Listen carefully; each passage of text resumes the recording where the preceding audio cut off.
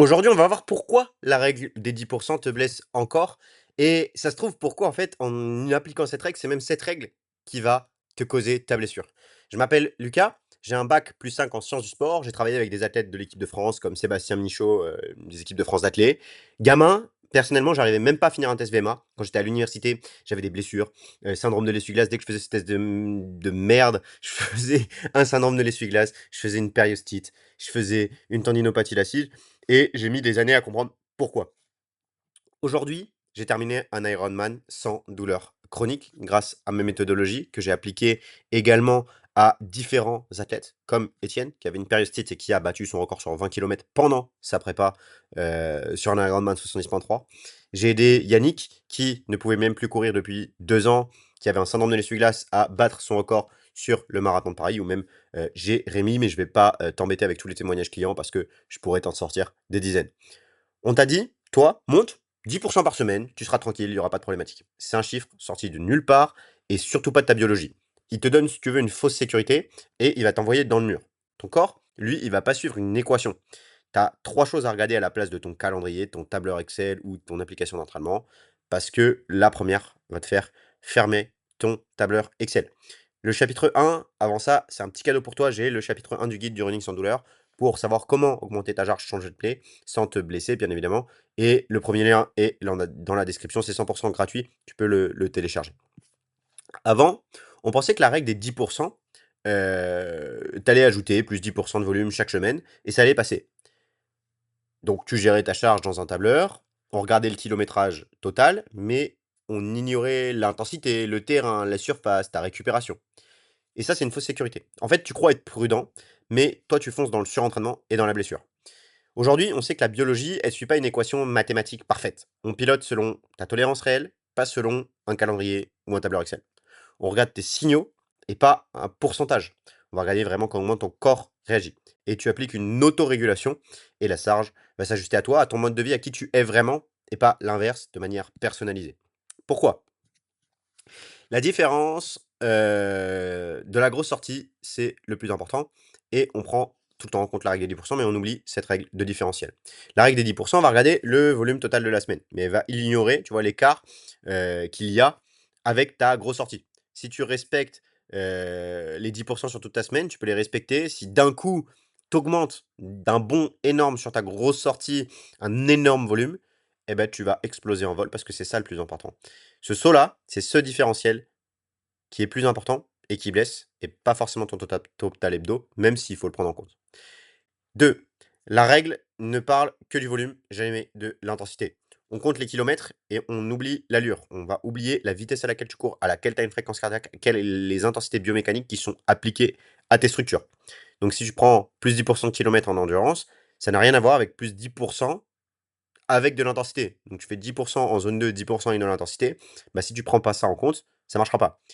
C'est souvent, si tu veux, l'intensité mal placée qui casse et pas la distance en soi. Souvent, les gens, ils pensent direct à la distance, mais ils oublient le facteur intensité. Et le point 3, qui est aussi un point hyper important, c'est que sans récupération, les 10% ne marchent pas. Tu peux avoir une charge qui ne devient pas un progrès si tu récupères pas. Donc, tu as mal dormi, tu accumules du stress, je sais pas, tu as tes enfants qui vont pas bien, tu as ta femme avec qui tu te fâches, tu as ton mari avec qui tu te fâches, ton boulot, ton stress, bref, t'empiles, toi, au lieu d'adapter. Si tu veux, ces mêmes 10% peut faire progresser un coureur A qui n'a pas de stress, pas de problématique de sommeil, et casser l'autre si la récup en face est pas adaptée. OK. Donc, on va prendre 2 cas d'exemple que j'ai eu en coaching pendant la méthode Reathletics. Donc, Yannick, qui lui stagnait, reprenait, était dans un cycle infernal, et Étienne, qui lui stagnait également. 2 personnes. Qu'est-ce qu'on a fait? Ils montaient leur charge comme il faut, c'est-à-dire régulièrement en respectant la règle des 10%. Le problème, bah, tu le vois, ça cassait quand même, mais ils n'arrivaient pas à passer des plafonds. Reprise, arrêt, où ils avaient des douleurs horribles à l'entraînement. Étienne, il pouvait même plus marcher, il avait des douleurs à froid terribles. Et Yannick, ça faisait 2 ans qu'il essayait de se sortir de son syndrome de l'essuie-glace. Donc, on arrête de suivre un chiffre. Nous, on a complètement arrêté de suivre un chiffre et on a calé la charge sur des signaux, plus le tour. Donc, sommeil, fatigue, récup, et on a remis un cadre. Avec ce cadre, eh ben, le semi-marathon, il a battu son record, Yannick, félicitations à lui, mais ces semi-marathons, il faut savoir que c'était pendant sa prépa marathon, c'était quelque chose qui était même pas voulu. Donc il passe du syndrome de l'essuie-glace à avoir son record sur semi, plus son record sur marathon. Tu vois, il a eu sa médaille et moi je suis très fier de lui parce qu'il a tout appliqué pendant sa prépa. C'était quelqu'un de très sérieux et j'ai adoré travailler avec lui. Et Étienne également, qui lui heu, prépare un 70,3 qui est dans 3 semaines et là, à l'entraînement, vient de battre son record sur 20 kilomètres. Donc énorme. Il avait des périostites, il pouvait plus marcher. D'ailleurs, je pense que je vais faire une vidéo témoignage qui va sortir dans les prochains jours, mais incroyable. Et ce que je te propose, c'est déjà toi, de mettre en place tout ça pour avoir les mêmes résultats, en fermant ton tableur Excel, parce que c'est ce qui va être le plus contre-intuitif pour ça. Mais ta charge ne décide pas et va pas se décider dans un tableur Excel. C'est pas aussi simple qu'on pourrait le croire. Un chiffre ne sait rien de ta semaine, de ton sommeil, de ton stress et la progression juste, elle va s'ajuster et elle est pas figée. C'est quelque chose qui s'adapte à toi. C'est pour ça que les applications, que ChatGPT, que Instagram, que tous ces programmes PDF, heu ne peuvent pas t'apporter.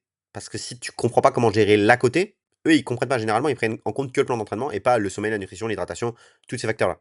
Donc écoute les bons signaux, que ce soit le sommeil, la fatigue, le stress, les sensations à l'effort. C'est ça ta vraie tolérance à la charge, pas un calendrier, pas un PDF. Un seul facteur mal géré, nutrition, hydratation, mobilité, gestion de charge d'entraînement, ça va te faire écrouler tous les autres. Donc ce que je te conseille, c'est de tester, puis d'ajouter. C'est ça un vrai cas. Donc tu vérifies que le corps il est prêt avant une grosse séance ou une sortie longue. Si il est pas prêt, bah, tu vas juste transformer ça en séance ultra facile, à basse intensité. Donc tu fais une montée progressive, qui est prévisible, qui s'adapte semaine après semaine, pas forcément en respectant la règle des 10 en prenant en compte également l'intensité. Et ce que je te conseille, c'est vraiment de ralentir d'apport pour tenir dans le temps, parce que la continuité, c'est vraiment ce qui est important avant le volume. On a une équation qui est hyper importante, que j'utilise avec tous les coureurs de la méthode Reathletics sorti qui sont sortis de ces blessures, plus de 100, plus de 200 personnes aujourd'hui. Fréquence, donc ta fréquence d'entraînement, le nombre de séances que tu vas faire par semaine, plus important que le volume, plus important que l'intensité. Donc tu sais maintenant que ta charge, elle se gère pas au doigt mouillé, elle se gère pas avec un chiffre, elle se gère de manière globale. Je t'ai tout expliqué dans cette vidéo.